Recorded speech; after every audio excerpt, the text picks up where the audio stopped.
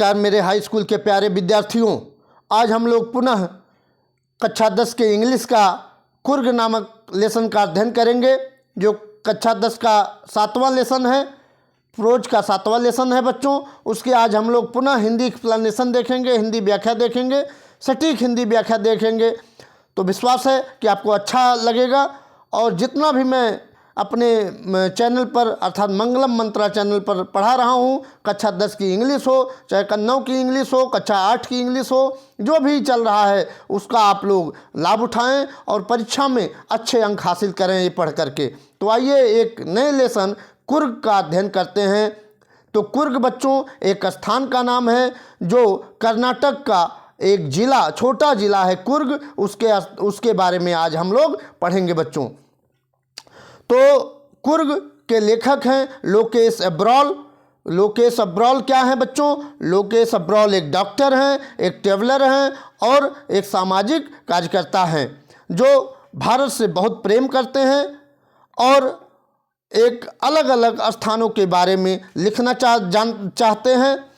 वह इंडिया के भ्रमण पर हैं और इंडिया के भ्रमण पर कहाँ हैं? वो कुर्ग गए हुए हैं, कुर्ग नामक स्थान पर गए हुए हैं जो कर्नाटका का एक छोटा सा जिला है कुर्ग। वहाँ पर वो गए हैं और वहाँ पर उनको बहुत से अच्छी चीज़ें देखने को मिली, जैसे कि वहाँ पर कॉफ़ी बहुत, वहाँ की जो कुर्ग की कॉफ़ी प्रसिद्ध है, बहुत ज़्यादा वहाँ पाई जाती है। और रेन फॉरेस्ट और वर्षा वन पाए जाते हैं और वहाँ पर क्या स्पाइसेज अर्थात मसाले भी वहाँ पाए जाते हैं।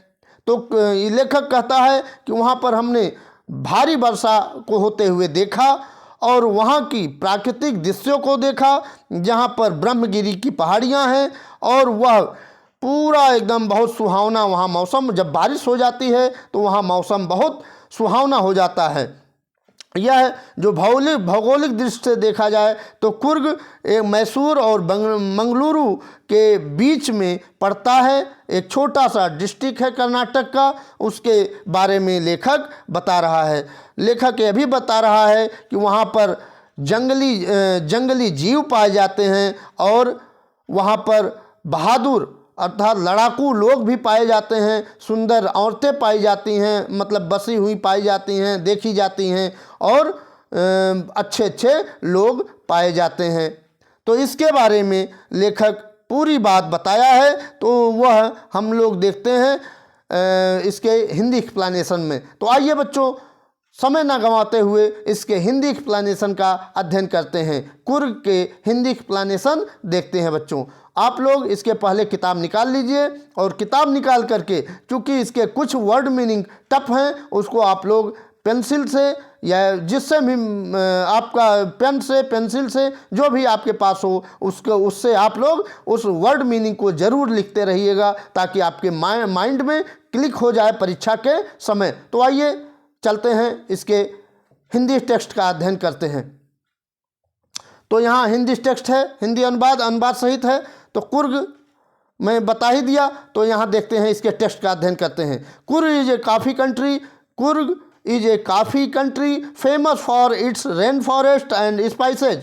कुर्ग एक कॉफ़ी पैदा करने वाला एक गांव है या क्षेत्र है या देहात है। तो यहाँ कंट्री मीन्स देश ना हो करके यहाँ देहात हो जाएगा या गांव हो जाएगा। तो कुर्ग जो है इज मीन्स है कॉफ़ी उपजाने वाला एक गांव है। Famous for its rain forest, यह रेन फॉरेस्ट एंड स्पाइसेज, यह वर्षा वन और मसालों के लिए प्रसिद्ध है। अर्थात ये कहा जा सकता है कि कुर्ग क्या है? कॉफ़ी उपजाने वाला एक गांव है जो वर्षा वन और मसालों के लिए प्रसिद्ध है बच्चों। पहला स्टेंजा देखते हैं, पहला पैराग्राफ देखते हैं बच्चों। मिडवे में बीच में, बिटवीन में बीच में, मिडवे बीच में Mysore and coastal town of Mangaluru sits में पड़ता है या स्थित है। तो यहाँ midway between Mysore and coastal town, coastal में तटी और टाउन में शहर, अब मंगलुरु, यह मैसूर और तटीय क्षेत्रों के बीच में पड़ता है। क्या पड़ता है? पीसेज ऑफ हेवन, हेवन में स्वर्ग और पीसेज में टुकड़ा। तो यह बीच में क्या पड़ता है? एक स्वर्ग का टुकड़ा पड़ता है। डैट मस्ट, जो अवश्य ही, हैव ड्रिफ्टेड, जो अवश्य ही उड़ा करके या बहा करके लाया। ड्रिफ्टर में उड़ा करके या बहा करके लाना। तो जो अवश्य ही बहा करके लाया गया है। From the kingdom of God, kingdom मतलब राज्य और गॉड में भगवान, जो भगवान के राज्य से अवश्य ही उड़ा करके लाया गया है। This land of rolling hills is inhabited by the proud race of martial men, beautiful women and wild creatures। और यहाँ देखते हैं बच्चों, दिस लैंड, लैंड में भूमि, दिस मीन्स यह भूमि, अब रोलिंग घुमावदार, हिल्स में पहाड़ियाँ, इस भूमि की घुमावदार पहाड़ियाँ, इज मीन्स हैं, इनहेबिटेड में बसे हुए हैं, बाई प्राउड रेस, प्राउड में गर्वीले या स्वाभिमानी, और रेस, रेस मतलब यहाँ आप रेस से ले सकते हैं जात या समुदाय, ठीक, या नस्ल। तो यहाँ गर्वीले नस्ल के मर्टियल मैन, यहाँ गर्वीले नस्ल के लड़ाकू आदमी पाए जाते हैं या बसे हुए हैं। ब्यूटीफुल ओमेन, और बहुत सुंदर महिलाएं बसी हुई हैं। एंड वाइल्ड क्रीचर्स, और जंगली जीव बसे हुए हैं। क्रीचर्स में जीव, वाइल्ड में जंगली। आगे देखते हैं बच्चों, कुर्ग और कोडागू।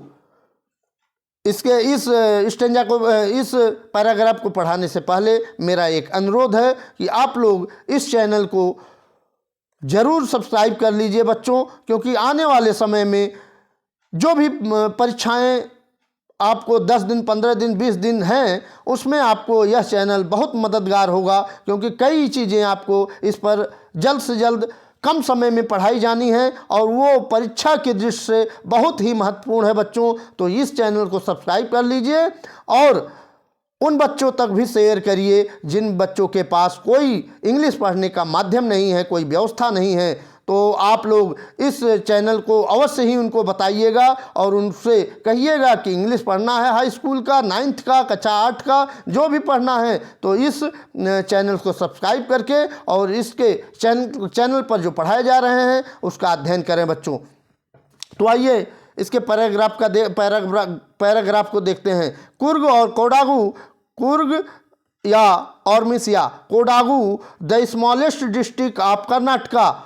कुर्ग या कोडागू स्मॉलेस्ट में सबसे छोटा, यहाँ सुपरलेटिव डिग्री है बच्चों। तो स्मॉलेस्ट में सबसे छोटा, डिस्ट्रिक्ट मीन्स जिला, सबसे छोटा जिला है ऑफ कर्नाटक। कर्नाटक, ये जो कुर्ग है यह कर्नाटक का सबसे छोटा जिला है। इज होम, यह घर है, टू एवरग्रीन, ये सदाबहार वनों का घर है। रेन फॉरेस्ट, वर्षा वन का घर है। और स्पाइसेज, और मसालों का घर है। यह किसका घर है?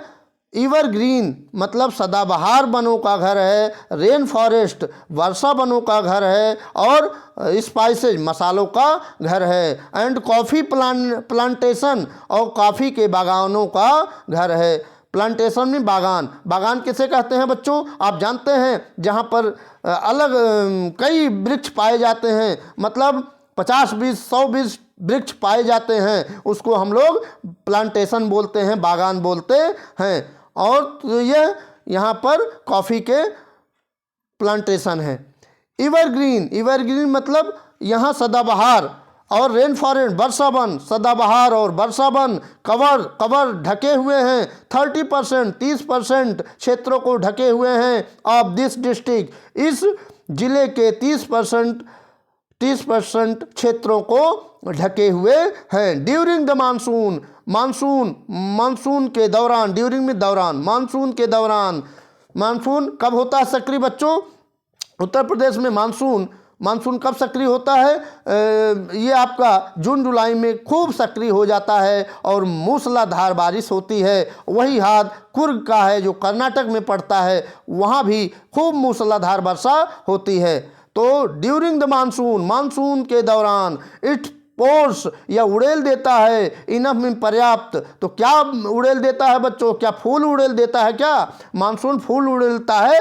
नहीं नहीं नहीं, बारिश उड़ेलता है, अर्थात खूब बारिश करता है। यह पानी को उड़ेल देता है, इनफ में पर्याप्त मात्रा में, to keep many visitors away, और जो वहाँ पर्यटक, यहाँ विजिटर्स में मतलब आगंतुक या पर्यटक, पर्यटक मतलब जो भ्रमण करने के लिए वहाँ जाते हैं कुर्ग में, उनके लिए बता रहा है लेखक।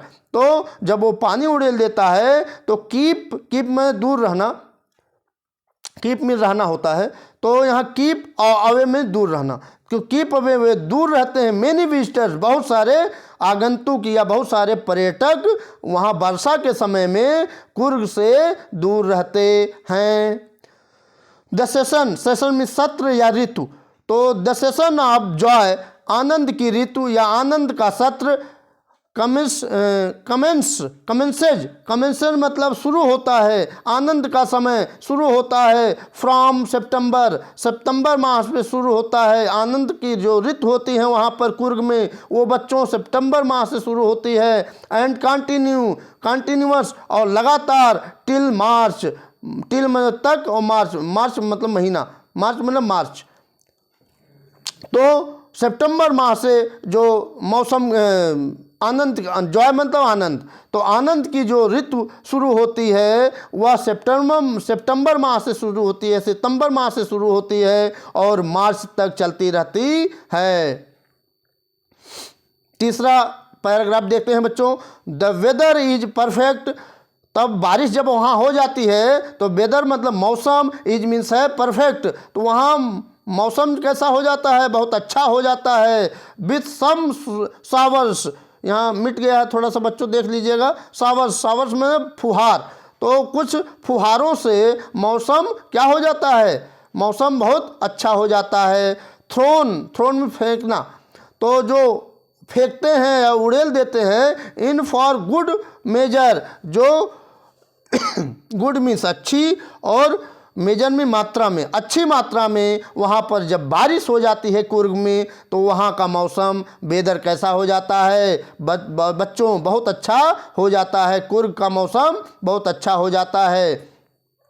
द एयर ब्रीथेज इन इनविगोरेटिंग कॉफ़ी, और यहाँ देखिए एयर में हवा, ब्रीथेज में महक, यहाँ ब्रीथेज में सांस लेना नहीं होगा बच्चों, यहाँ पर महक होता है। और इनविगोरेटिंग मीन्स होता ताजगी प्रदान करना, और कॉफ़ी में काफ़ी, तो यहाँ द एयर ब्रीथेज, यहाँ हवा में महक, ये ताजगी प्रदान, कॉफ़ी की जो सुगंध होती है वह ताजगी प्रदान करने वाली होती है। मतलब हवा में इस कॉफ़ी के जो ताजगी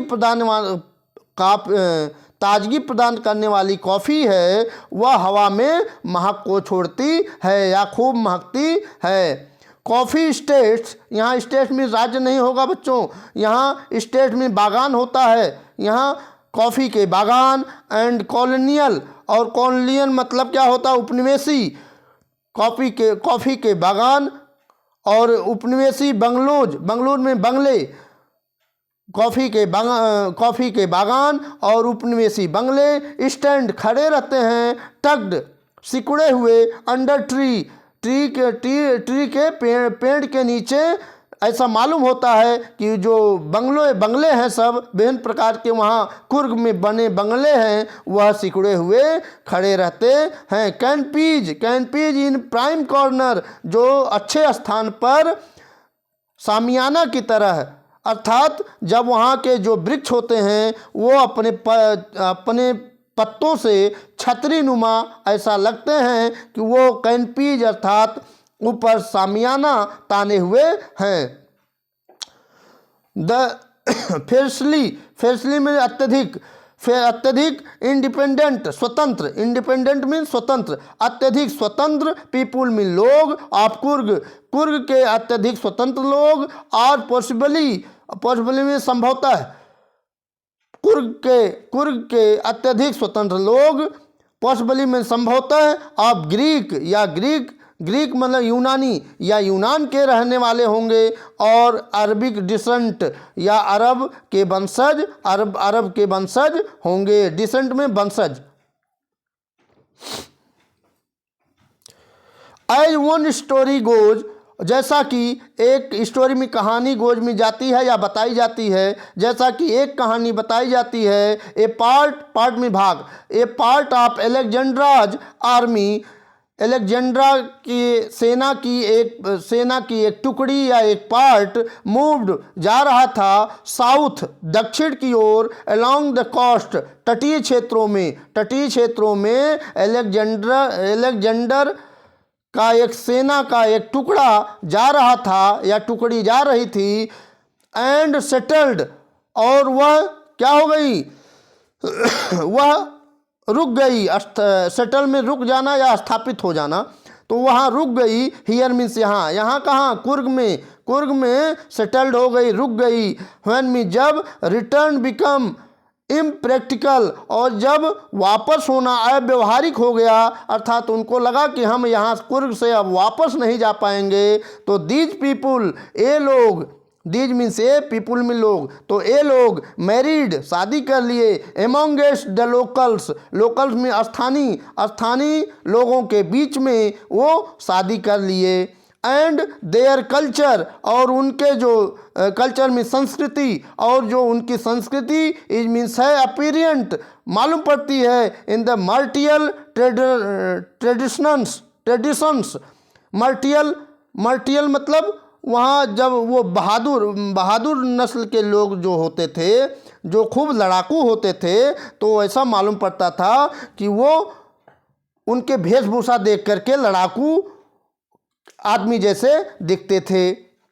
और आगे देखते हैं मैरिज एंड रिलीजियस, मैरिज शादी और धार्मिक, रिट्स में संस्कार, तो शादी और धार्मिक संस्कार, which are distant from the Hindu mainstream, यहाँ देखिए फिर से बच्चों, विच आर डिस्टेंट, जो अलग दिखाई देते थे, फ्रॉम द हिंदू मिनिस्ट्रीम, जो यहाँ मिनिस्ट्री में मुख्य धारा से, जो हिंदू के मुख्य धारा से अलग दिखाई देते थे।